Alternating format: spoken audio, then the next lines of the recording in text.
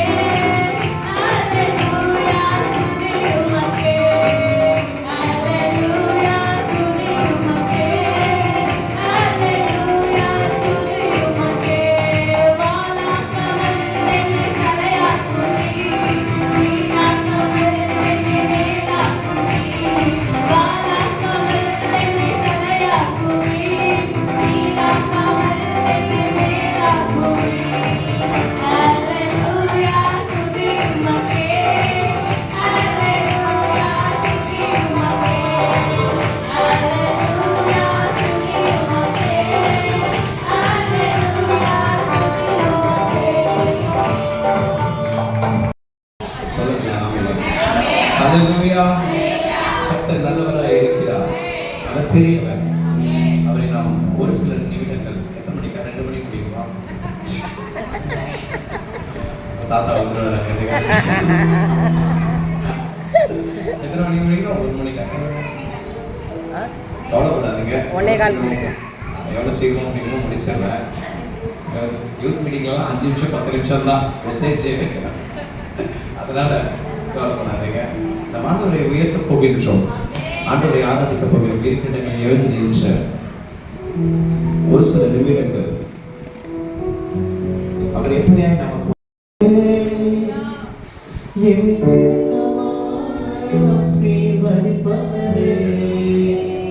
சொல்லுவோம். நெருக்கத்துல என்ன புரிஞ்சவராக பெருக்கமா எப்படி சொல்லுங்க, நல்லா சொல்லுங்க. இல்ல இவ்வளவு வேணா பரவாயில்ல. இங்க வச்சுதான் பெருக்கமா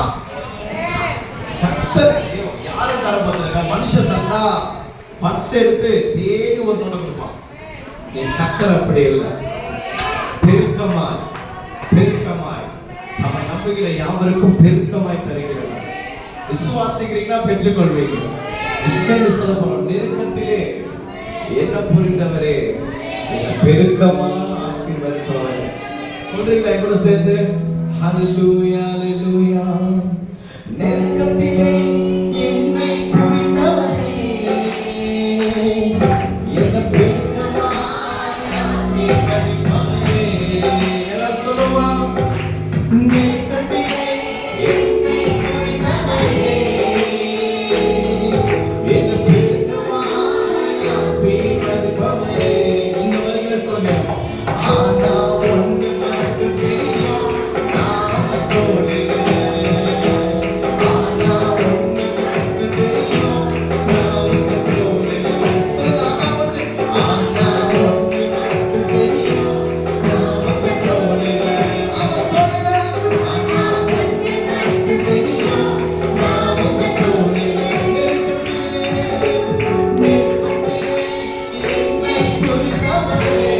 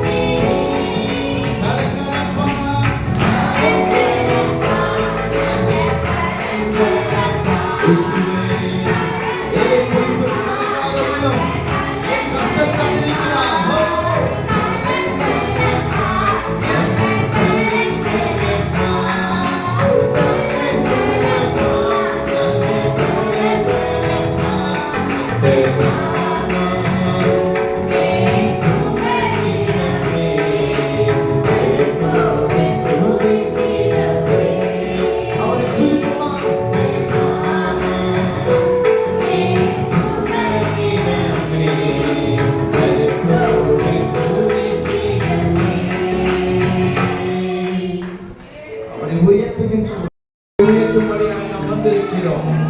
ஹல்லேலூயா. உம்மை உயர்த்துகிறோம் ஆண்டவரே, உம்மை உயர்த்துகிறோம் ஆண்டவரே, உம்மை உயர்த்துகிறோம் ஆண்டவரே. ஹல்லேலூயா. இயேசுவே உம் நாமமே உயரணும். ஹல்லேலூயா. இயேசுவே உம் நாமமே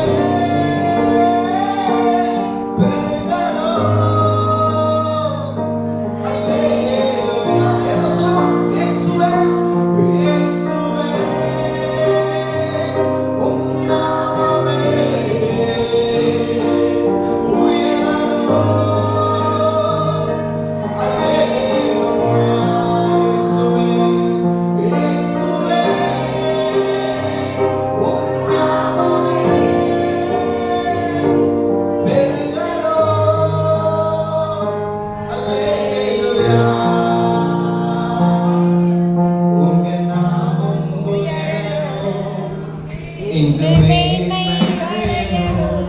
பாடுவேன் பாடுவோம்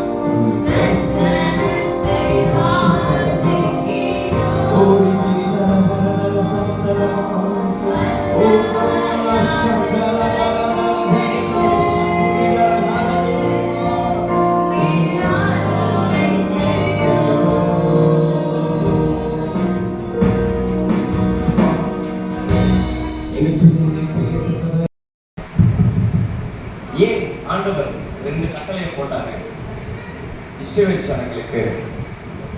அம்மா சொன்னதை வச்சு சொல்றேன். ஏன் ஆண்டவர் விக்கிரங்களுக்கு படைத்ததை சாப்பிடாதீங்க அப்படின்னு சொல்லிட்டார்? ஏன் ஆண்டவர் அந்நிய ஸ்திரீகளோ இதுவோ வேஸ்தனமோ வேணாம் அப்படின்னு சொன்னான்னு சொல்லிட்டாரு? இஸ்ரவேல் ஜனங்களுக்கு ஆண்டவர் சொன்ன கட்டளை அதுதான் 2. இது மட்டும் செய்யாதீங்க. 10 கட்டளை உருவாவதுக்கு முன்பதாகவே 2 விஷயத்தை சொல்லிட்டாங்க. இது 2 செய்யாதீங்க. எந்த நாடுகளினாலும் இஸ்ரவேல் ஜனங்களை ஒண்ணும் பண்ண முடியல. இன்னைக்கு நம்ம அப்படிதான். ஆனா நம்முடைய ஆண்டவர் நம்மோடு இருக்கிறார் என்கின்ற அந்த சூழ்நிலையை நாம் உணர்ந்து கொள்ளாத நிலைமை நமக்கு இருக்கு. நம்ம ஆண்டவரிடத்திலிருந்து பெரிதாய் பெற்றுக்கொள்ள மாட்டோன்ற நிலைமை நமக்கு இருக்கு. இன்னைக்கும் என் சூழ்நிலை தான் நான் வாழ்வேன், என் பிரச்சனை தான் வாழ்வேன் அப்படின்ற நிலைமை நமக்கு இருக்கு. இஸ்ரவேல் ஜனங்களை ஒருவரும் ஜெயிக்க முடியாத ஒரு சூழ்நிலையில், இது என் மெசேஜ் கிடையாது, ஒரு 5 நிமிஷத்தை சொல்லிட்டு போறேன். ஒருவரும் ஜெயிக்க முடியாத ஒரு சூழ்நிலையில் தீர்க்கதரிசியை வச்செல்லாம் பிளான் பண்றாங்க, பிழையாம வச்செல்லாம் பிளான் பண்றாங்க. ஆனா இஸ்ரவேல் ஜனங்களை ஜெயிக்க முடியல. அப்ப அந்த தீர்க்கதரிசி ஈஸியா ஒரு வார்த்தை சொல்லிட்டு போறாரு. என்ன தெரியுமா? அவங்க தேவனுக்கு ஒண்ணு பிடிக்காது.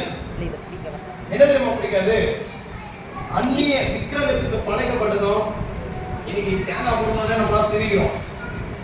தேங்காய் கூட வாங்க முடியாத நிலைமையில நம்ம இருக்கிறோம். யோசிச்சு பாருங்களேன்.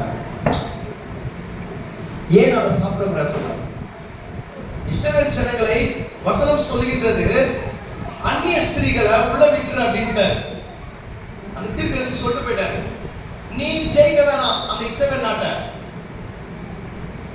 நீ அந்நிய ஜனங்களை உள்ள விட்டுரு. அந்நிய ஸ்திரீகள் வந்து இஸ்ரவேல் ஜனங்களை அப்படியே எல்லாம் மயக்கின உடனே அவங்க ஃபர்ஸ்ட் கூப்பிட்டாங்க. முதல் தப்ப செய்ய ஆரம்பிச்சிட்டாங்க. 2வது அவங்க சொன்னது என்னன்னா, கொஞ்சம் விக்கிரகத்தை படைச்சு சாப்பிட்டு போயிடுவோம் வாங்க அப்படின்ட்டு. அங்க வசனம் சொல்லப்பட்டிருக்கிறது, சாப்பிட போனவங்க என்ன பண்ணாங்கன்னா அதை அவர்கள் உண்டு அந்த தெய்வத்தையும் பணிந்து கொண்டாங்க. சோ ஆண்டவராகிய தேவன் இந்த 2 விஷயத்தை நம்ம விட்டு தள்ளினது காரணம் என்னன்னா, நம்ம கிறிஸ்தவம் நம்ம புரிஞ்சுக்கணும். சில பேர் ஏப்பா சாப்பிட மாட்டீங்கன்னா, சர்ச்சில் சொன்னாங்க அதனால சாப்பிட மாட்டோம். இப்படி இருக்கிறவங்க எங்க போன வந்துறாங்கன்னே காத்திருப்பாங்க. இல்ல என்ன பண்றாங்கன்னே சுத்தி பார்ப்பாங்க. நானும் சாப்பிட்டு வந்தாங்க, நான் போய் சொல்லல. ஆனா இப்போ கிடையாது.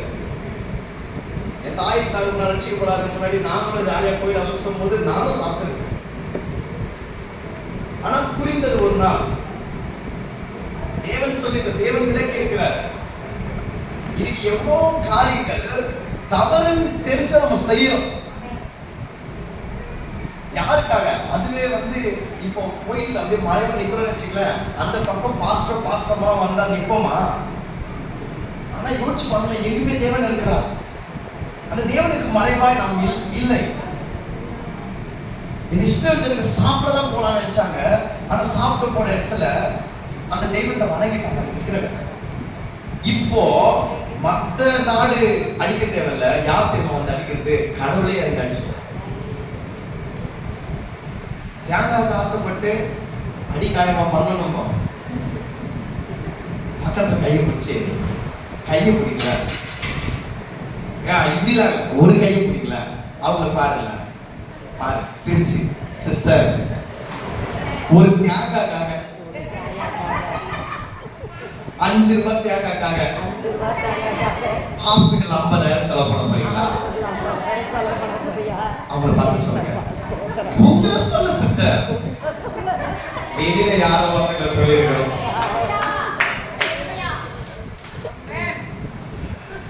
நீங்க 50,000 செலவு பண்ற அளவுக்கு திராணி இருந்தா ஒரு 5 ரூபாய் தயவு செஞ்சு எடுத்து சாப்பிடுங்க. நம் கர்த்தர் யார் என்று நாம் புரிந்து கொள்கிற உள்ளம் வேணும். நம் கர்த்தர் எப்படிப்பட்டவர் என்கிற புரிந்து கொள்கிற உள்ளம் வேணும்.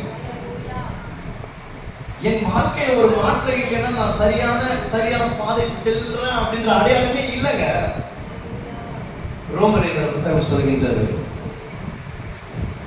ரோமர் 10ஆம் அதிகாரம் 11ஆம் வசனம், ரோமர் 10ஆம் அதிகாரம்.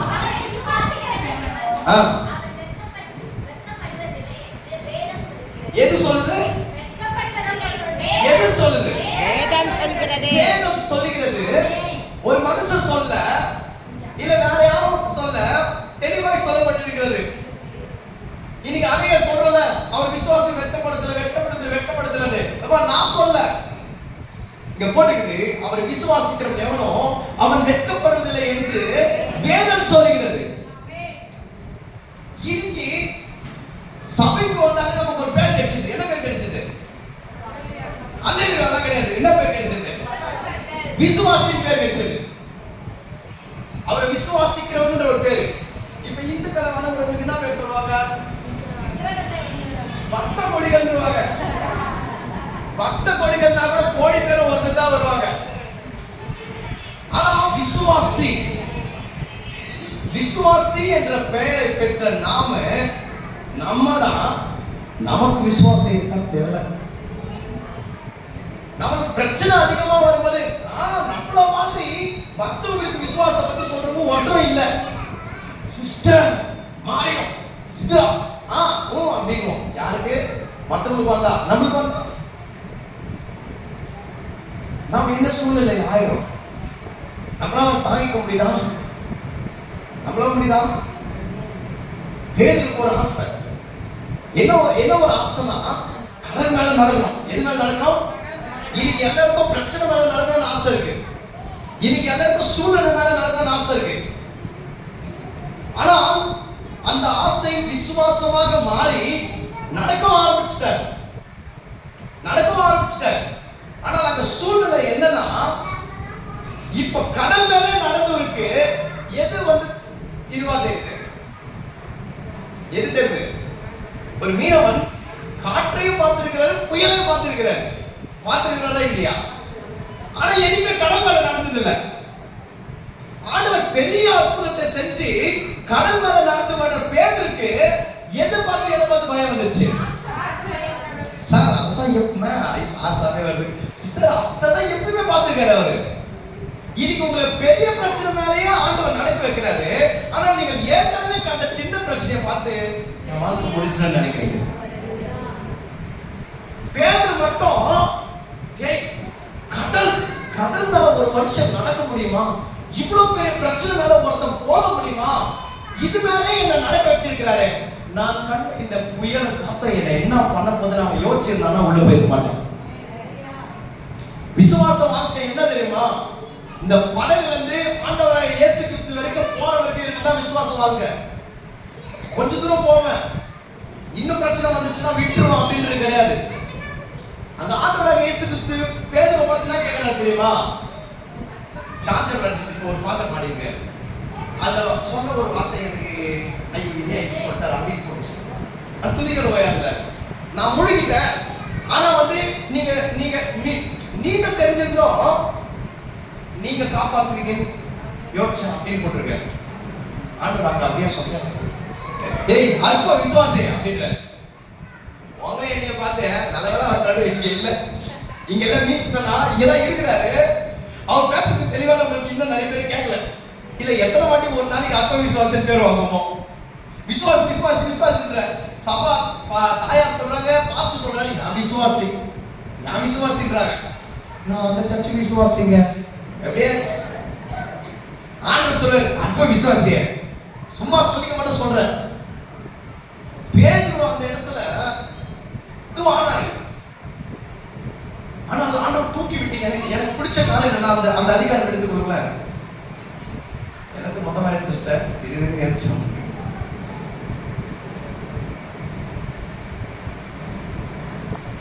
ஒரே விஷயம். மத்தேயு 14ஆம் அதிகாரம் 30ஆம் வசனம். காற்று பலமாய் இருக்கிறதை கண்டு பயந்து அகன்று போகையில் ஆண்டவரே என்னை ரட்சியுமே என்று ரெண்டு விஷயம் இருக்குங்க. ஒரு மீனவனுக்கு நல்லா நீந்த தெரியும், அதான் அது சொல்லப்பட்டிருக்கு. காத்து பலமா இருந்தா நீந்தி போயிட்டு இருக்கலாம். ஏன்னா இயேசு கிறிஸ்து இருக்கிறத இங்க பாக்குறாரு, படகுல இருக்காங்க, கொஞ்ச தூரத்துல உள்ள போயிட்டாரு, நீந்த தெரியும், நீந்தி ஒண்ணு படகு போட்டுக்கலாம், வந்துருக்கலாமா இல்லையா? ஆனா அதை செய்யவில்லை. ரெண்டாவது விசுவாசமா அதுவும் பண்ணல. காற்று பலமாய் இருந்ததை கண்டு உள்ள போயிட்டாரு. அப்ப ஆண்டவர் சொன்னாரு, அற்ப விசுவாசியே ஏன்பா சந்தேகப்பட்ட அப்படின்னு கையை தூக்கிட்டாரு. ஆனா எனக்கு பிடிச்ச விஷயம் என்ன தெரியுமா, நம்மள திட்டுறத, நம்மள இந்த அவிசுவாசத்தை பத்தி பேசுறத நம்ம எதுவுமே புரிஞ்சுக்கிறது இல்ல. நம்ம என்ன பேசுறோம்? 33ஆம் வசனத்துல பேசுறேன்.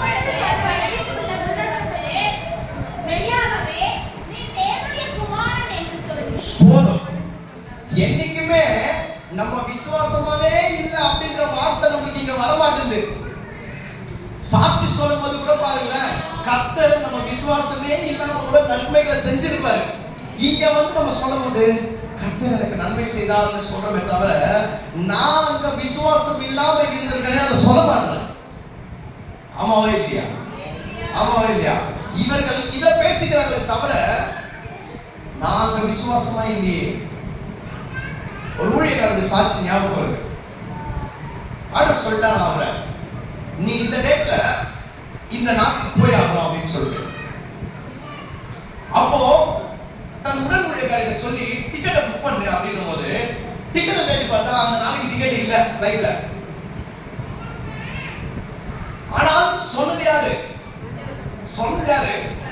ஊழியக்காரர் கூப்பிட்டு, என் தேவன் இந்த டைம்ல இந்த ஃப்ளைட்ல போக சொல்றார், நான் போயே ஆகணும்னு சொல்லிட்டு கிளம்பி போயிட்டான்.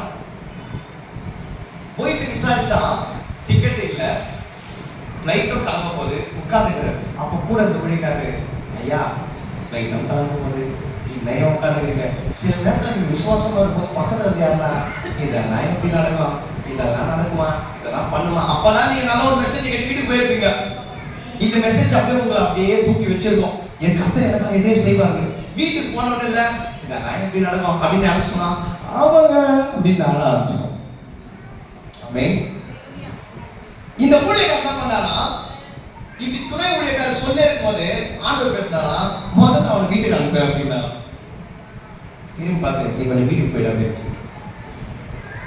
இன்னும் விசுவாசம் இருக்கிறது. நடந்த கதை சொல்றேன், சும்மா கதை விடல. இன்னும் விசுவாசம் இருக்கிறது.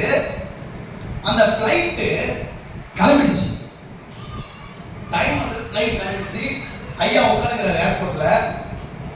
இன்னும் விசுவாசம் இருக்குது. என்னன்னா இந்த ஃளைட்ல தான் ஆண்டவர் அந்த நாட்டுக்கு இந்த நாள்ல போக சொன்னார். அப்படியே விசுவாசத்துல உட்காந்துக்கிறார். போன ஃளைட் திரும்பி வந்து இறங்கிச்சுன்னா ஃளைட்ல கோளாறு காரணமா போகாது அப்படின்னு சொல்லிட்டு திரும்பி வந்துச்சு. இப்போ ஜனங்க எல்லாம் உள்ள இருந்தவங்க பயந்து எல்லாம் இறங்கிட்டாங்க. எல்லாம் இறங்கிட்டு திரும்ப ஃளைட் எடுக்கணும். அப்ப கேக்குறாங்க ஃளைட் கிளம்பும்போது யாரும் போல. அப்ப இவர் சொல்ற நான் மட்டும் போறாங்க. அவர் டிக்கெட் எடுத்துக்கிட்டு ஃளைட்ல போனார். அவர் சொல்ற ஒரு சாட்சி என்னன்னா, என் தேவனை நம்பின தனி ஃளைட்ல நான் மட்டும் போனேன். எதுங்க விசுவாசம்? என்னங்க எதிர்பார்த்துருக்கிறோம்? 100 ரூபாய் வரணும்ட்டா, ஜோரம் நல்லா வரணும்ட்டா, அட அது 1வது கிளாஸ்ங்க. அது ஃபர்ஸ்ட் ஸ்டாண்டர்ட்ல தாங்க ABCD இது அது சொல்லி தருவாங்க. நம்ம அப்படி இல்லைங்க. பல வருஷம் விசுவாசி பாருங்க, பாயை தேஞ்சிட்டு இருக்கணும் உட்கார்ந்த இடத்துல. இதை மட்டும் தான் தேய்ச்சிருக்கனா விசுவாசம். தேவனாகிட்ட ஆண்டவர் படகுல ஏறிட்டு சீஷனை பார்த்து சொன்னார், அக்கறைக்கு போவோம். வார்த்தை முன்னாடி கொடுத்துட்டார். எங்க போவோம்? அக்கறைக்கு போவோம். எடுத்து வாசிங்கள். மார்க் 4ஆம் அதிகாரம் 35ஆம் வசனம். அன்று சாயங்காலத்தில் அவர் அவர்களை நோக்கி, அக்கறைக்கு போவோம் வாருங்கள் என்றார். என்ன வார்த்தை கொடுத்துட்டாரு? அக்கறைக்கு போவோம் வாருங்கள். உங்களுக்கு வார்த்தை கொடுத்துட்டாருங்க. நீங்க பிரச்சனைக்கு போறதுக்கு முன்னாடியே அந்த வார்த்தையை கொடுத்துறாரு. எப்பா இதுதான் வார்த்தை. பிரச்சனை வரும், ஆனாலும் உங்க மனதுல வர வேண்டியது அக்கறைக்கு போவோம் வாருங்கள். நீங்கள் எந்த பிரச்சனைகளுக்காக கண்ணீர் வடிக்கிறீர்களோ, கலக்கி நிற்கிறீர்களோ, ஆண்டவர் உடனே ஒரு வார்த்தையை தராரு. ஏன் இந்த வார்த்தையை தராரு? அந்த பிரச்சனை உடனே மாறணும்ன்றதுக்காக இல்ல.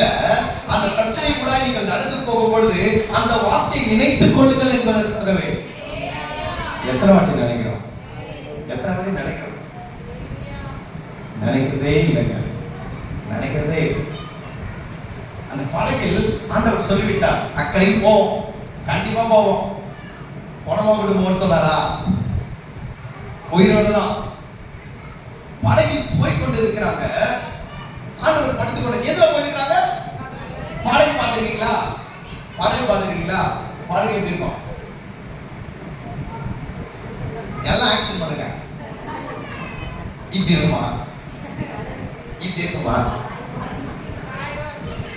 பாருங்க, கை வர மாட்டேங்குது. படகு பார்த்துருக்கீங்களா? பழைய எம்ஜிஆர் படத்துல பார்த்துருக்கீங்களா? என்ன சொல்றீங்க? பீச்சுக்கு போய் பார்த்துட்டு பிரதர் அப்படிங்க. கப்பல் வேற, படகு வேற. படகு நீங்க போனாலே கடல் அண்ட நிறுத்தி வச்சிருப்பாங்க படகு. இப்போ படகுக்கு வந்து 2 ஷாப் இருக்கு. ஆனா சொல்றாரு அக்கறைக்கு போவோம். எல்லாம் போறாங்க. இப்போ ஆண்டவர் இயேசு கிறிஸ்து எங்க பார்த்திருக்காரு? அடியில பார்த்திருக்காரா? படிங்க. அடியில பார்த்திருக்காரு. அவர் படகில் இருந்தபடியே அவரை கொண்டு போனார்கள். அவர் பின்னணியை தலையில வச்சு படுத்திருக்காரு. இங்க பாருங்க, படகுன்றது தண்ணில போகும்போது இப்படி மேல தூக்கும், இப்படி பின்னாடி தூக்கும். தூக்கி தான் போகும். அப்ப ஆண்டவர் எங்க இருக்கிறாரு? அவரும் பின்னாடி வச்சு தூங்கிட்டு பின்னாடி தூங்கிக்கிறாரு. நடுவுல தூங்கல, படகுடைய நடுவுல தூங்கல. அப்போ ஒரு புயல் அடிக்கும் போது ஃபர்ஸ்ட் யாருக்கு அடிபடும்? முன்னாடி அடிபடும், பின்னாடி அடிபடும். இப்ப இவங்கலாம் முடிச்சிட்டு இருக்காங்க. இவங்கலாம் சேஃப் ஜோன்ல நடுவுல நிக்கிறாங்க. ஆனா ஆண்டவர் எங்க இருக்கிறாரு? கீழ வந்து யார் ஃபர்ஸ்ட் விழுவா? இவங்க எழுப்பினா சொல்லிருக்கோம், ஆண்டவரே புயல் அடிக்குது, நடுவுல வந்து சொல்லணும். என்ன சொல்றாங்க? இதுதான் போதகரே, நாங்கள் படித்து போகிறது உமக்கு கவலை இல்லையா என்றார்கள். ஐயோ ஆண்டவரே, கவலை இல்லையா? இவன் பிரச்சனை பார்த்து நான் வலியில துடிக்கிறேன், கவலை இல்லையா? பணம் கஷ்டம் வருது, கவலை இல்லையா? கண்ணு இருக்கா? இந்த அம்மா இந்த வந்தா சர்ச்சை வந்து சர்வீஸ் செஞ்சுட்டீங்க, எனக்கு செய்ய மாட்டீங்க. சொல்றமா பக்கத்துல கையை பிடிச்சி பக்கத்துல கையை பிடிங்களா? சிஸ்டர் சொன்னீங்களா? நீங்க சொல்லிக்க மாட்டீங்க, உங்க முகத்தை பார்த்தாலே தெரியுது. அவங்க பதில் சொல்றீங்க, என்ன பதில் சொல்றீங்க? இங்க ஆண்டவரே வந்து பின்னாடி இருக்காங்க. டான்ஸ் சொல்லிட்டு ஆண்டவர் தான் இருக்கிறாரு. இவங்களாவது நடுவுல முழிச்சிட்டு இருக்காங்க, நடுவுல நிக்கிறாங்க, கம்பல் சவுண்ட்ல இருக்காங்க. ஆனால் அவங்க எழுந்து கேட்டது என்னன்னா, நாங்கள் மரித்து போவதை குறித்து உமக்கு அட பாருங்களா? டேய், நான் பக்கத்துக்கிறேன், கடல்ல விழுந்துட போறேன், என்னை எழுப்பி நடுவுல எதை கொண்டு வந்து உட்கார வச்சிருக்கீங்க? என்ன எழுப்பி தூக்கத்துக்கு எழுப்பி ஹாஸ்பிட்டல் போலாம் வாப்பா அப்படின்னு சொல்லுவாங்க. அங்க போலாம் அப்படின்வாங்களா? அவன் தூக்கத்தை எழுத்துக்கு இதுவாயிடும். சில நேரங்களில் அவன் தூங்குறது போல இருக்கிறான், ஆனா தூங்கவே அமைதியா இருக்கிறது காரணத்துல அமைதியா இல்லை. உன் பிரச்சனை நேரத்தில் நீ என்ன விசுவாசிக்கிறியா? உங்க பிரச்சனை நேரத்தில் நான் அமைதியா இருக்கிற நேரத்தில் உங்க விசுவாசம் எப்படி இருக்கிறது? ஏங்க நீங்க பிரச்சனை நிக்கிற படகுல தான் அவரும் இருக்கிறாரு. நீங்க என்ன சூழ்நிலை கஷ்டம் நிக்கிறீங்க, உங்க பக்கத்துல தான் நிக்கிறாரு. உங்களை கை விட்டுருவாருன்னு நினைக்கிறீங்களா? ஆண்டவர் எழுந்தாங்க என்ன சொன்னார்? உடனே அதை விடுங்க, அடுத்து என்ன சொன்னாரு? ஏன் இப்படி பயப்பட்டீர்கள்? ஏன் உங்களுக்கு விசுவாசம் இல்லாமல் போயிற்று என்றார். ஆனா அவங்க என்ன சொன்னாங்க? இவர் யாரோ, காற்றும் கடலும் இவருக்கு கீழ்ப்படுகிறதே என்று ஒருவரோடொருவர் சொல்லிக் கொண்டார்கள். ஐயோ, பேதுருவை பார்த்து பயங்கரமா திட்டினாரு. வந்து வா தேவனை பார்த்தா அப்படின்னாங்க. இங்க திட்டாரு, என்ன திட்டாரு அப்படின்றது மனசு கஷ்டம் இல்ல, கர்த்தர் நன்மை செய்தார். கர்த்தர் நம்மை பிரச்சனைக்கு கூடாய் நடத்துவது உங்கள் விசுவாசம் வளர வேண்டும், உங்களுடைய பரிசுத்தம் வளர வேண்டும், உங்களுடைய பக்தி வளர வேண்டும். இதுக்காக தான் உங்க பிரச்சனைகளை உங்களை நடத்தி ஒரு அற்புதம் செய்யறாரு. ஆனா என்ன பண்றது, நிறைய டைம் பிரச்சனையில அவர் நம்ம கிட்ட எதிர்பார்க்கிற விசுவாசத்தை அவரே பார்க்க முடியல. ஆமாவா இல்லையா? இந்த 5 ஸ்டார் யாரை பார்த்துருக்கீங்களா? அவன் பார்த்துக்கிட்டே 5 ஸ்டார் சாப்பிடுவான். திடீர்னு ஒரு நாய் போவோம், அவன் காலில் மாட்டி நின்றோம், அந்த நாய் காப்பாற்றப்பட்டிருக்கோம். ஓடி வருவான், வந்து தேங்க்யூ, நீங்க ஒண்ணுமே செய்யல, ஆனா நம்ம நடந்துச்சு சொல்லுவாங்க. அந்த 5 ஸ்டார் நமக்கு தான். நிறைய டைம் நம்ம ஒண்ணுமே செய்யல, ஆனா அவர் எல்லாமே செஞ்சிருக்கிறார். அவ்வளவு விசுவாசமா நம்மளுக்கு, அவ்வளவு நன்மையே நானே. ஆனா கர்த்தர் என்ன எதிர்பார்க்கிறார் தெரியுமா? விசுவாசம். நான் ஒரு அதிகாரத்தை ஒரு 2-3 வாரமா தியானிச்சிருக்கிறேன். இந்த விசுவாசத்துக்கு எவ்வளவு பெரிய ஒரு கடன் வேதாகமத்தில் கொடுக்கப்பட்டிருக்குன்னா, வரங்கள்ல வாட்சி பார்த்தாலும் விசுவாசம் இருக்கு, கனிகள்ல வாட்சி பார்த்தாலும் விசுவாசம் இருக்கு. நம்ம என்ன சர்வாயுத வர்க்கத்தை தரிச்சு கொண்டனாலும் விசுவாசம் மார்க்காக வருது. என்ன நான் போய் சாக்காய் போனேன். ஒரு விசுவாசத்தை மனத்தோடு ஒப்பிடுறார் ஆண்டவர். ஒரு டைம் அது கனி உங்களுக்குள்ள அது இருக்கணும்னு சொல்றாரு. நீ தரிச்சிட்டு போகிற அந்த விசுவாசம் உனக்கு இருக்கணும்னு சொல்றாரு. இன்னைக்கு அது நாம் குன்றி போயிருக்கோம். அக்கா சொல்ற மாதிரி நான் வெளியே வரும்போது 2 மாசத்துல அப்படியே தகரிட்டேன். ஆனால் என் முதல் மாச சாட்சி என்ன தெரியுமா? எனக்கு 10 வருஷம் நவம்பர் 30 தேதி 31 தேதி சம்பளம் வந்தது. சாரி, மந்தோட 30 31 1ஆம் தேதிக்குள்ள எனக்கு சம்பளம் வந்தது. இஎம்ஐ கட்டுறவங்க கூட என் ஃப்ரெண்டா எனக்கு தான் கால் பண்ணுவாங்க, அன்னைக்கு வந்துடும் அப்படின்ட்டு. இவ்வளோ 10 வருஷம் இப்படி பார்த்துட்டு போன வருஷம் நவம்பர் இதே மாதம் 1ஆம் தேதி ரிசைன் பண்ணிட்டு வர நான் 3 ஊழியர் செஞ்சேன். வேற எந்த இடம் போல வீட்டிலே இருந்தேன். 3 ஊழியர் செஞ்சேன். 1 இங்க வந்து யூத் மீட்டிங் நடக்கும், 2வது சைதாப்பேட்ல ஒரு மீட்டிங் நடக்கும், நாடக மீட்டிங், அதுக்கு போயிட்டு வந்தேன். 3வது காஞ்சிபுரம் தாண்டி ஆப்பூர் பகுதியில் போய் ஊழியர் செஞ்சுட்டு வருவேன். நவம்பர் மாதம் முழுவதும் கடந்து 29ஆம் தேதி நைட்டு ஒரு 11:30க்கு என் மனைவி பக்கத்துல இருக்காங்க. நான் படுத்துட்டு யோசிக்கிறேன், நாளைக்கு 30ஆம் தேதிக்குலாம் எனக்கு சம்பளம் வந்துடுமே, இந்த மாசம் இல்ல பிறகு இந்த மாசம் அவ்வளவுதான் முடியும் போது என்கிட்ட ஒண்ணுமே இல்லையே அப்படின்னு படுத்துட்டே இருக்கேன். நைட்டு 11:30க்கு என் ஃப்ரெண்டு சதீஷ் கால் பண்றான். ப்ரோ என்ன பண்றீங்க? 10 நாடா சொல்றா அப்படின்னு. இல்ல ப்ரோ, என் ஃப்ரெண்டு கால் பண்ணி பேசிட்டு இருந்தேன். அப்ப சும்மா பேசும்போது பிரவீன் நான் ஜிஎஸ் ரிசைன் பண்ணிட்டாரு அப்படின்னு சொன்னேன். உடனே அவர் சொன்னாங்க, பிரவீன் எனக்கு அப்பவே சின்னதாக ஒரு காணி அனுப்பணும்னு பார்த்தேன், மறந்துச்சு, இப்போ அனுப்புறேன் அப்படின்னாங்க. நான் ஏதோ ஒரு 1000 ரூபாய் நிர்மாணம் பரவாயில்ல, நம்ம காணிக்க முதல் காணிக்க நின்று ஒரு 1000 ரூபாய் நிர்மாணம் போது விசுவாசி நம்பிக்கிற 15,000 அனுப்புறாங்க. எவ்வளவுங்க? என் மனைவில சாட்சி தான். நீ கூட கூகுள் பே வாங்க காட்டுறேன். 11:30 மணிக்கு என் சம்பளம் 16,000 ரூபாய்.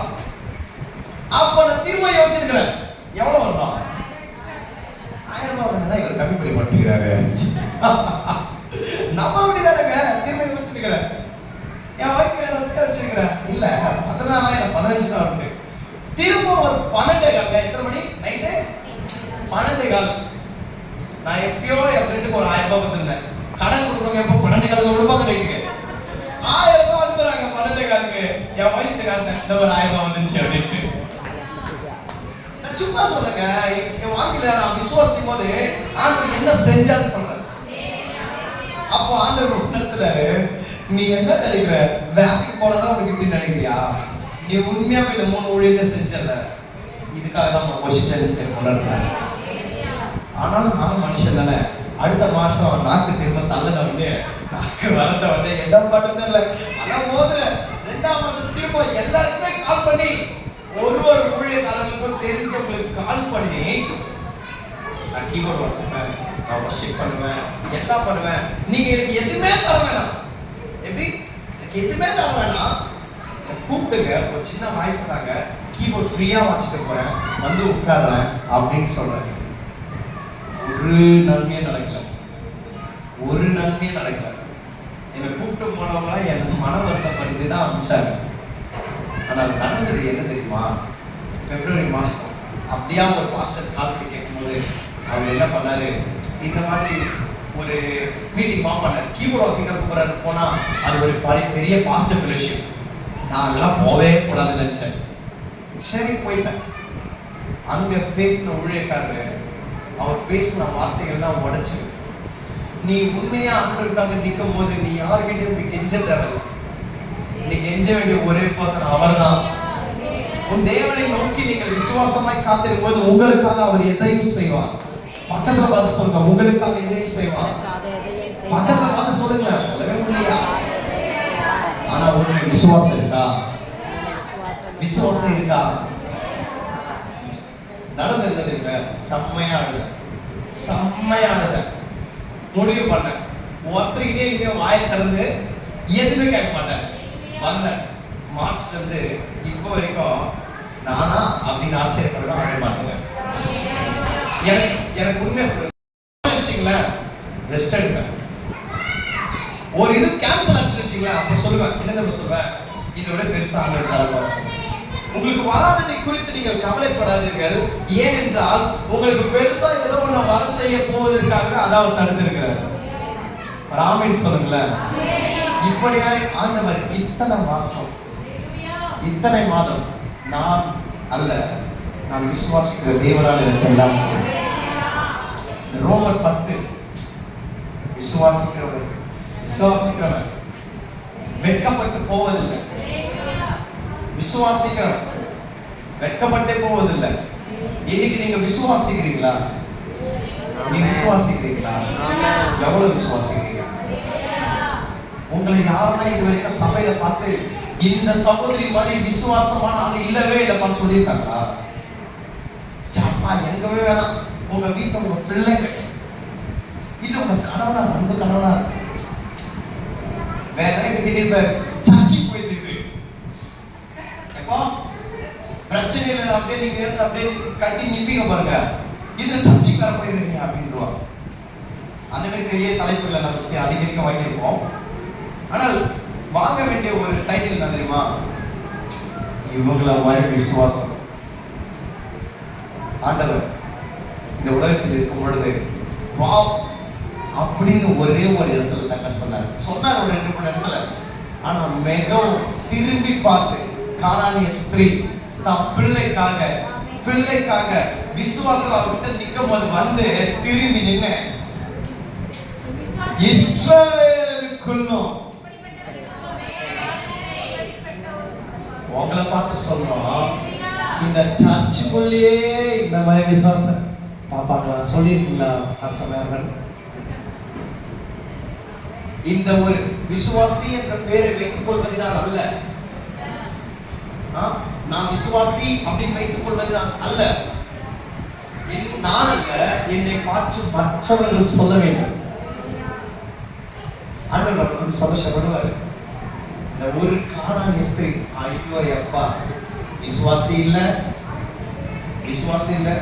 நேசு அழைக்கிறாங்க இருக்கும்போது ரெகுலரா அவங்க நன்மையே பெற மாட்டாங்க. திடீர்னு பயங்கரமா நம்பி ஒருத்தவங்க விடுவாங்க பாருங்க, அவ்வளவு பெரிய நன்மை நடக்கும். பின்னாடி இதெல்லாம் பொழுது இருக்கும்.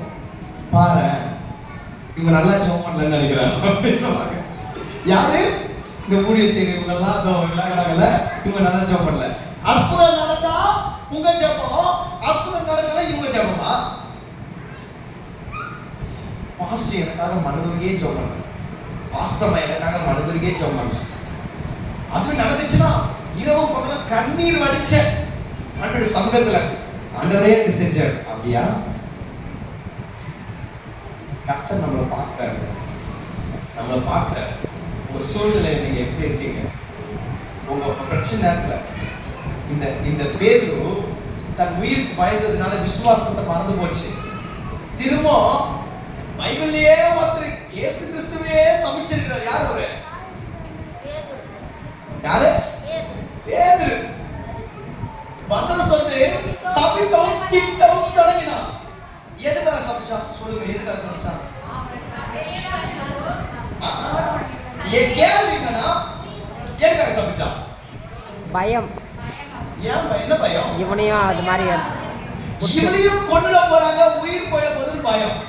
முதல் கடல்ல நடக்கும் பொழுது உயிர் போயிட போதுன்னு விசுவாசத்தை விட்டார். இவதான் சொல்றாரு, என்னை யாருப்பா நினைக்கிற? நீங்க ஜீவனுள்ள தேவனுடைய குமாரனாகிய கிறிஸ்து சொன்ன வாய், கடவுள்னு சொன்ன வாய்.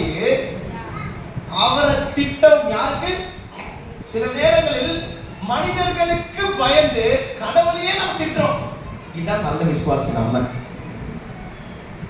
மனிதர்களுக்கு பயந்து பாத்தீங்களா? இந்த சனகாசை சொல்லும்போது ஓரத்தை திட்டுறோம்பா, செய்யல மாதிரி கோச்சி பார்ப்பா, செய்யல இவங்க கோச்சி பார்ப்பா, அவங்க கோச்சி பார்ப்பா. திருமணம் ஆகும் பொழுது எங்க அம்மா கால் பண்றாங்க, பழம் வைக்க போனோம். கடைக்கு கால் பண்றேன், அம்மா பழம் வாங்க வந்திருக்கேன், எத்தனை வாங்கணும்னா 7 இல்ல 9 வாங்குப்பா அப்படின்னாரு. ஏன் 8 மணி சாப்பிட மாட்டாங்களான்னு கேட்டேன். இல்லப்பா பெரியம்மா திட்டுவாங்கப்பா, 7 தான் வாங்கி போனேன். திரும்ப கேட்கிறேன், அம்மா ஜன்னத்தெல்லாம் இட்டுணுமா, எவ்வளவு பெருமானா, எப்ப 21 இல்ல 23 இல்ல 19 22 தான் கொண்டு போவேன். ஒரு ஆள் விடல சொன்னா கூட 22 தான் கொண்டு போவேன். நான் என் ஆண்டவருக்கு வைராக்கியமா இல்லாம யாருக்கு வைராக்கியம் என்னதை சாதிக்க போறேன்? என்னத்தை சாதிக்க போறேன்? மனுஷனுக்கு பயந்து இந்த உயிர் வாழ்றதை விட செத்து தேவனுக்காக போயிடுற. பேதுரு முதல்ல விசுவாசம் இல்லாம உயிருக்கு பயந்து விட்டாரு. திரும்ப ஆண்டவராக இயேசு கிறிஸ்து தெரிஞ்ச விசுவாசம் இல்லாமல் மனிதனுக்கு பயந்து சபிக்கத்தின தொடர்ந்தார். ஆனால் மரித்து உயிரோடு எழுந்த பிற்பாடு ஒரு விசுவாசம் வந்துச்சு பாருங்க. அந்த விசுவாசம் நின்னாரு பாருங்க, தூக்கி சிறைச்சாலையில போட்டு நாளைக்கு மரண தண்டனை. என்னது? டாக்டர் இன்னைக்கு நமக்கு ஏதோ ஒரு சின்ன ஒரு ப்ராப்ளம் வந்து 2 மாசம் வரைக்கும் தான் நீ இருப்ப அப்படின்னு சொல்லிட்டாருன்னா மறுநாளே நம்ம காலியாயிடும். இன்னைக்கு அநேகருக்கு வியாதியில் மரித்தவர்களை விட அந்த வியாதி நிமித்தமா அந்த பயத்தில் மரித்தவர்கள் தான் அதிகம். ஆமாவா இல்லையா?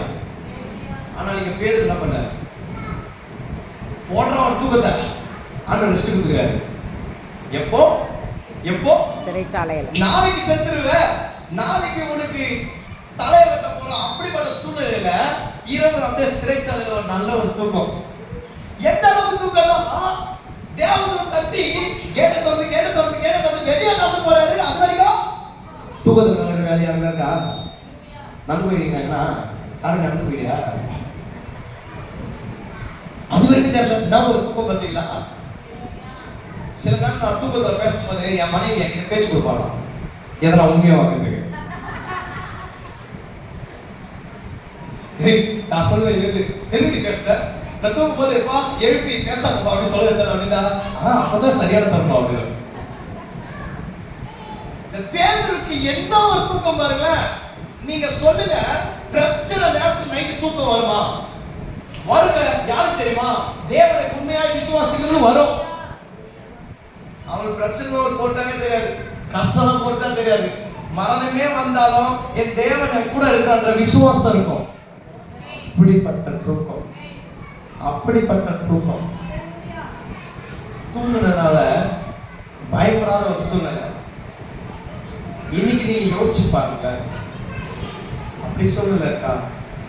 என் உறவினர் ஒருவர் அதிகாலத்து விசுவாசி. எப்படி முழங்காலில் நின்று 20 நிமிஷம் 1/2 மணி நேரம் அப்படியே ஜபத்துல தொலைப்பாங்க. அவங்க ஜபத்துல நிறுத்துவதே கடினம். மூப்பர் அப்படின்னு பேர் வாங்குறவங்க. பாஸ்டிக்ல தான் அவங்க தான் மெசேஜ் கொடுப்பாங்க. என் சபை பெரிய சபையில அவங்க தான் மெசேஜ் கொடுப்பாங்க. எதனா பாஸ்ட் வீட்டுக்கு போல பண்ணி அவங்க தான் ஜெபம் பண்ணுவாங்க.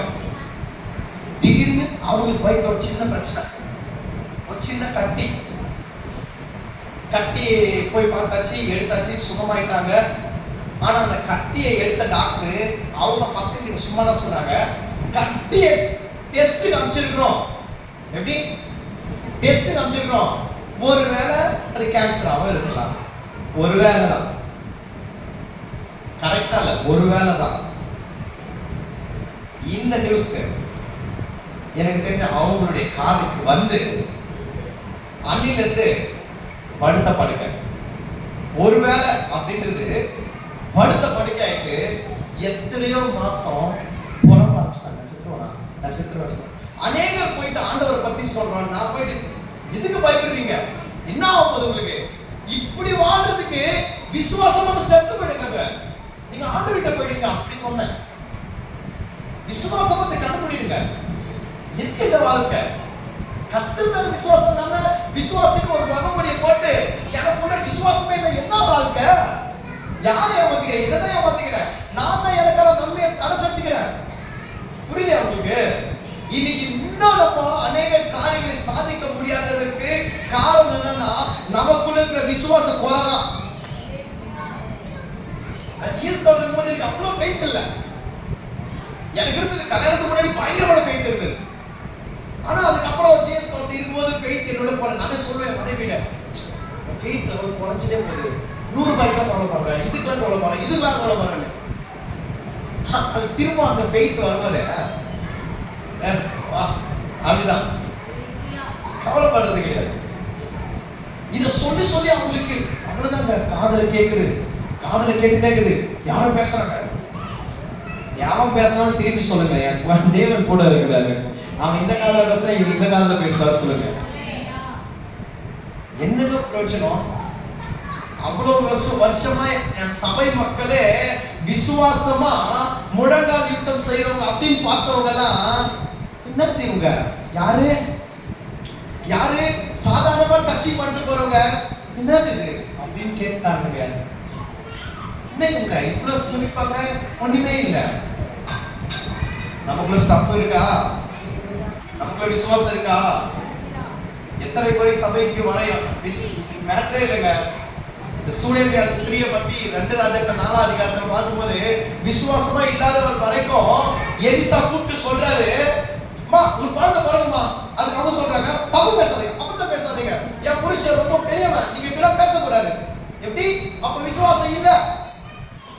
அவங்க ஜஸ்ட் ஆண்டோட ஊழியக்காரன்னு நம்பி அவங்களுக்கு பரிந்து பண்ணாங்க. சொல்லிருக்கா தெரியல, ஒரு கலசம் தண்ணி கொடுத்தா கூட நீங்க ஊழியத்துக்கு போனா அடையாம போக மாட்டீங்க. ஏன் தெரியுமா தண்ணின்னு சொன்னாரு? ஒருவேளை உங்க வீட்டுக்கு ஒரு ஊழியக்காரன் வரானா அவங்களுக்கு டீ போட்டு கொடுக்க உங்ககிட்ட பால் இல்லாம இருக்கலாம், சக்கரை இல்லாம இருக்கலாம், இல்ல சாப்பாடு செஞ்சு கொடுக்க அரிசி போட இல்லாம இருக்கலாம், எது இல்லாம இருக்கலாம், கேஸ் இல்லாம இருக்கலாம். ஆனா தண்ணி எல்லாம் விட இருக்கும். நீ மனசார தண்ணி எடுத்து ஊழியக்காரன் கொடுத்தா கூட அதனுடைய நன்மை கிடைக்கும். இதுதான் சொன்னாரு, ஒரு கலசம் தண்ணி ஊழியத்துக்கு நீங்க தந்தா கூட அது பலனை அழுத்தி தீராம போக மாட்டீங்க. இன்னைக்கு எத்தனை பேர் ஊழியக்காரங்க நிமித்தம் ஊழியக்காரங்களுக்கு நம்ம தரோம் மனசார மனசார மனசார கேட்டதுக்கு பதில் சொல்ல மனசார அல்லேலூயா கேட்கலாமா? மனசார. ஐயோ அவங்க வந்து புடவை எடுத்து கொடுத்துட்டாங்க ஊழியக்காரங்க, நான் அதை போய் ஒரு புடவை எடுத்து கொடுத்துடலாம் அப்பதான். அப்படியா? எங்கள் மனசார அது செய்தது நிமித்தமாய், நீங்கள் சபை கொண்டு ஆராதிக்கிறது நிமித்தமாய் சில நேரம் விசுவாசமே இல்லைன்னா கூட கர்த்தர் நன்மையை செய்றாரு. இந்த சகோதரிக்கு செஞ்ச மாதிரி, சூனேமியாளுக்கு செஞ்ச மாதிரி. ஆனால் என்று எலிசா சொன்னது போல் ஒரு பிள்ளையை பெற்று எடுத்தாலோ அப்போ அந்த பிள்ளை மரித்து போகின்றது. மரித்தது பிள்ளையா இருக்கலாம், ஆனால் அவர்களுக்கு மனதில் அதிகமாக விதித்தது என்ன? விசுவாசம். வேதாகமத்திலே மரித்த அப்புறம் போயிட்டு யாருமே ஆண்டவர் கிட்ட மரித்தவங்க உயிரோட பேர் கேட்கல. ஈவன் மாத்தா மரியா கூட இயேசு கிறிஸ்து சொல்றாரு, ஏதுப்பாமா விசுவாசமா? விசுவாசிக்கல. ஒருத்தர பாருங்க கிடையவே கிடையாது. நிறைய பேர் மரிச்சு உயிரோட வந்திருக்காங்க, ஆனா யாருமே போயிட்டு உயிரோட எழுப்பிட்டாருன்னு கேட்கல. ஆனா இவர்களுக்குள்ள அந்த விசுவாசம், ஃபர்ஸ்ட் விசுவாசம் இல்ல, ஆனா பிள்ளையை பெறாது சொன்ன எனக்கு பிள்ளையை பிறக்க வச்சார்ல, இப்போ ஒரு விசுவாசம் வந்துச்சு. முடியாதுன்ற முடிக்கிற ஒரு செத்த பிள்ளை உயிரோட போக மாட்டாரா? தூக்கி போயிட்டு எலிசா இருந்த அந்த பெட்டு மேல, இது ஊழியக்காரன் இருந்த இடம், ஒருவேளை இங்க போட்டா சுகமாயிடுவான்னு சொல்லிட்டு அந்த பெட்டு மேல போட்டாங்க. நடக்கல. சில நேரத்துல நம் விசுவாசத்துல சில காரியம் செய்ய உடனே நடந்துரும். ஆனால் ஆண்டவர் என்ன யோசிப்பாரு? அகை திரும்ப உங்களுக்குள்ள விசுவாசம் வருதா? திரும்ப இது நடக்கல, நீ போன வாட்டி இதே தான் பண்ண விசுவாசத்தோட, இது நடந்துச்சு, ஆனா இந்த வாட்டி விசுவாசத்தோட இதே பண்ற, இது நடக்கல, திரும்ப உங்க விசுவாசம் எப்படி இருக்குன்னு சொல்லிட்டு பாக்குறாங்க. கட்டில் மேல போட்டாங்க, முடியல. இப்ப கணவனாருக்கு ஆள் அனுப்புறாங்க, ஆள் அனுப்பிச்சு ஒரு வேலை கலத்தாங்க. அப்ப கணவனார் கேட்கிறாரு, ஐடியாவா கேட்கிறாரு, என்னன்னு கேட்கிறாரு, இது அமாவாசை இல்ல, ஓய்வு நாள இல்ல, பிள்ளை தலைவரை சொல்லிட்டு வீட்டுக்கு போச்சு, ஏதாவது ஆச்சா, எதுக்கு போற, எதுக்கு ஊழியக்காரனை பார்க்க போறன்னு கேட்கிறாரு. அதுக்கு அந்த அம்மா சொன்னதான் எல்லாம் சரி. என்னது உங்க பிரச்சனை நேரத்துல உங்க வீட்டுல இருக்கிறவங்களே கேட்டா கூட நீங்க விசுவாசமா சொல்லுங்க, எல்லாம் சரிதான். ஏன்டி நீங்க அவங்க மாட்டோமா? இன்னைக்கு உங்க பிரச்சனைய புறதா சொல்லிட்டு இருக்கிறதுனால தான் உங்க வீட்டுல ஒண்ணுமே நடக்கல. உங்க பிரச்சனை நீங்க எல்லாரும்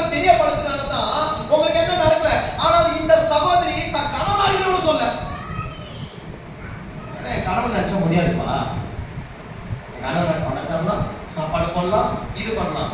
சுகம், விடுதலை, சமாதானம் என் தேவன் மட்டும் தான் தர முடியும். இவன் செய்த காரியம் பாருங்களேன். அப்படி மேல அவரை கூட்டு போயிட்டே இருக்காங்க. இப்ப எலிசா ஃபர்ஸ்ட் டைம் ஒரு வார்த்தை சொல்றாரு.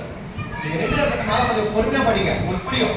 ஃபர்ஸ்ட் டைம் ஒரு வார்த்தை சொல்றாரு. என்ன தெரியுமா? சூனியமையால் வந்துகிறா முதல் முறை கர்த்தர் ஒரு காரியத்தை மாற்றிட்டார். இந்த எலிசாக்கு எப்படிப்பட்ட வரம் என்றால், பக்கத்து நாட்டுல இருக்கிற ராஜா அவன் பாத்ரூம்ல இருக்கிறத கூட இங்க இருந்து சொல்றவர், அவன் பெட்ரூம்ல இருக்கிறத கூட இந்த நாட்டுல இருந்து சொல்றவரு முதல் முறையா ஒரு காரியம் மறைக்கப்பட்டது. உங்களுக்கு வர வேண்டிய காரியம் ஊழியக்காரன் மூலமா வராம மறைக்கப்படுதுன்னா உங்களுக்கான விசுவாசத்தை ஆண்டவர் எழுப்ப விரும்புறாரு. இங்க போறாங்க எலிசா கிட்ட. அப்ப கேயாசி வந்து கேக்குறான், அம்மா நல்லா இருக்கியா? வீட்ல பிள்ளை மரிச்சு போச்சு, வீட்ல பெரிய பிரச்சனை. ஊழியக்காரன் கிட்ட ஊழியக்காரனுடைய அசிஸ்டன்ட் வந்து கேக்குறாங்க, இப்ப நீங்க போறவங்க என்ன சொல்வீங்க? இங்க பார்த்து எழுதுவீங்க, அழுவ மாட்டோம். ஆனா வழக்கம் சொன்னாங்க, என்ன சொன்னாங்க? இதெல்லாம் படிக்கும் போது அப்படியே பற்றி எரியுங்க. என்னடா வார்த்தை இது? கடவுள் கிட்ட சொல்றாங்க எல்லாம் சரிதான், ஊழியக்காரனுடைய வேலைக்காரங்க சொல்றாங்க சொகமா இருக்கிற நல்லா இருக்குன்ற வார்த்தை எப்பங்க வந்துச்சு நமக்குள்ள? இன்னைக்கு எது ஒண்ணு குறைப்பட்டாலும் அவன் எப்படி இருக்கீங்கன்னு கேட்டா நம்ம அந்த குறைய சொல்லி தீர்த்துருவாங்க. ஹாஸ்பிட்டல்ல போய் பாருங்களேன், யூரின் பேக்கோட பத்திருக்கிறாங்க. கத்தர் அப்படி விட்டாரா? இன்னைக்கு எவ்வளவு பேருக்கு சாப்பாடு இல்லாம இருக்கு, கத்தர் அப்படி விட்டாரா? எவ்வளவு பிள்ளைங்க Dress இல்லாம பழைய Dress போட்டு போட்டு போட்டு சேர்ந்த புதுசுல Dress இல்லாத காரணத்தினால தெரிஞ்ச ஃப்ரெண்ட்ஸ் கிட்ட பழைய Dress வாங்கி டேய் குச்சி போட்டு போவாங்க.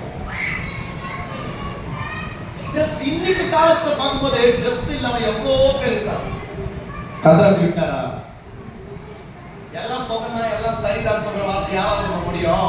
என் தேவனை முழுசா விசுவாசிக்கிறாங்க அவனால தான் முடியும். அவனுக்கு 1000 மாடு இருக்கும், அவனுக்கு 1000 பலவீனம் இருக்கும், அவனுக்கு 1000 உபத்திரவம் இருக்கும், அவனுக்கு 1000 தேவை இருக்கும். ஆனா அவன் வாயை திறந்து சொல்லுவான், நான் நல்லா இருக்கேன். பக்கத்துல பார்த்து சொல்லுங்க, நான் நல்லா இருக்கேன், நான் நல்லா இருக்கேன், எனக்கு எந்த பிரச்சனையும் கிடையாது, எந்த பிரச்சனையும் பயப்படாதீங்க, வேற என்ன பிரச்சனை வந்து போகுது. ஹalleluya. ஏன்னா பிரச்சனைல கூட அவர் இருக்காருங்க. பேசுற எனக்கு பிரச்சனை இல்லைன்னு நினைக்கிறீங்களா? அதுக்கு மத்தியில அவர் இருக்கிறாரு. 3 பேருக்கு வேணா நெருப்ப போடலாம், நெருப்பு சுத்தி இருக்கலாம், ஆனா 4வது கையை பிடிச்சி நிக்கிறாரு. அவர் கையை பிடிச்சி நிக்கிறாரு. இங்க நடந்தது என்ன தெரியுமா? அந்த சகோதரி போனாங்க, கேஎஸ் கிட்ட சுகந்தான் சொல்லிட்டு உள்ள போயிட்டு எலிசாவுடைய காலை பிடிச்சி, உம்மை நான் விடுவதில்லை. என்னது? அடுத்தது படிங்களேன். இல்ல இல்ல இல்ல, நான் உம்மை விடுகிறது இல்லை.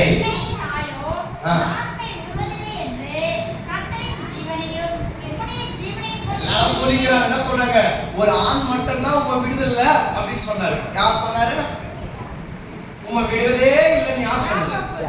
யாரை கேட்டாலும் ஒரு ஆண் மட்டும் தான் இப்படி சொன்னாரு. ஆனா ஒரு பெண்ணும் சொல்லியிருக்காங்க, உம்மை விடுகிறது இல்ல, காலை பிடிச்சு. அவங்களோட விசுவாசம் பிள்ளை திரும்ப எழுப்பி தந்தது. ஆமென். இன்னைக்கு நம்ம விசுவாசம் எப்படி இருக்கு? எப்படி இருக்கு? நிறைய நன்மை பெற்றோம், நன்மை மட்டும் போதும், விசுவாசம் இவ்வளவு தான் போதும் நினைக்கிறீங்களா? சரியான வாழ்க்கை நம்ம எழுந்து நினைச்சு ஆண்டுடைய சமூகத்தை நம்மை காத்தி விசுவாச வாழ்க்கை. விசுவாசம் ஒரு வசனம் சொல்லிட்டது, பூரண அன்பு பயத்தை புறமே தள்ளோடு போட்டுருக்கு. ஆனா நான் அந்த எப்படி நினைக்கிறேன் தெரியுமா?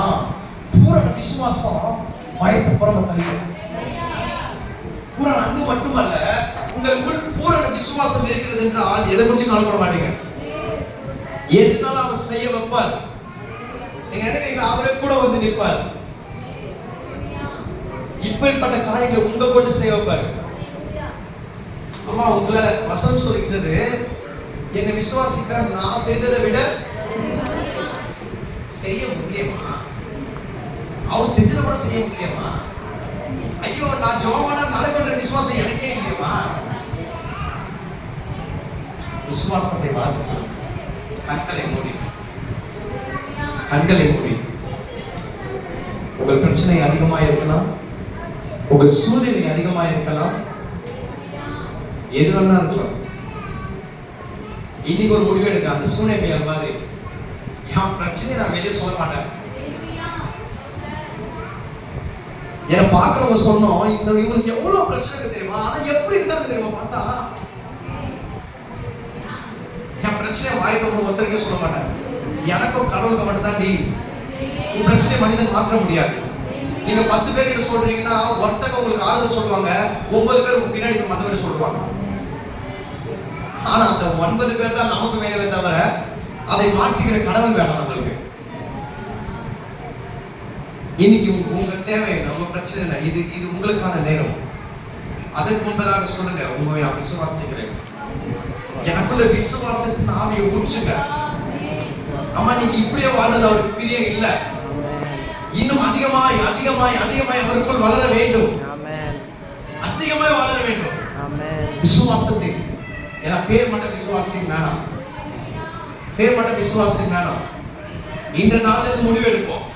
நான் விசுவாசிக்கும் போது அற்புதம் நடக்க போகுது, நான் விசுவாசிக்கும் போது நன்மை நடக்க போகுது. கர்த்தர் எனக்காக யாவையும் செய்து முடிப்பார், கர்த்தர் எனக்காக யாவையும் செய்து முடிப்பார். நம்முடைய தேவன் என்னை கைவிட மாட்டார், ஒருபோதும் கைவிட மாட்டார். நம்முடைய தேவன் என்னை கைவிடவே மாட்டார். அப்பா பிதாவே, அன்பான தேவா, அருமை இரட்சகரே,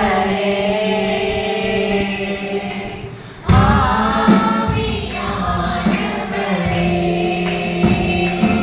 எங்கள் அப்பா பிதாவே, அன்பான தேவா, அருமை இரட்சகரே,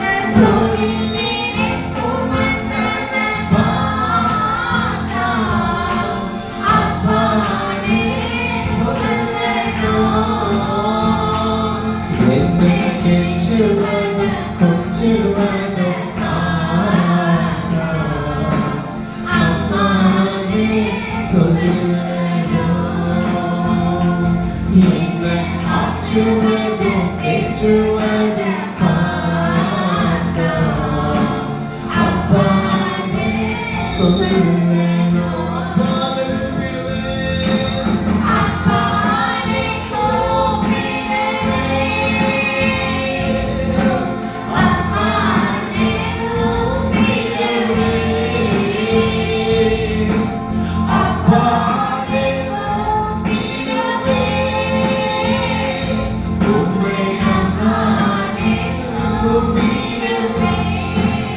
உனக்கு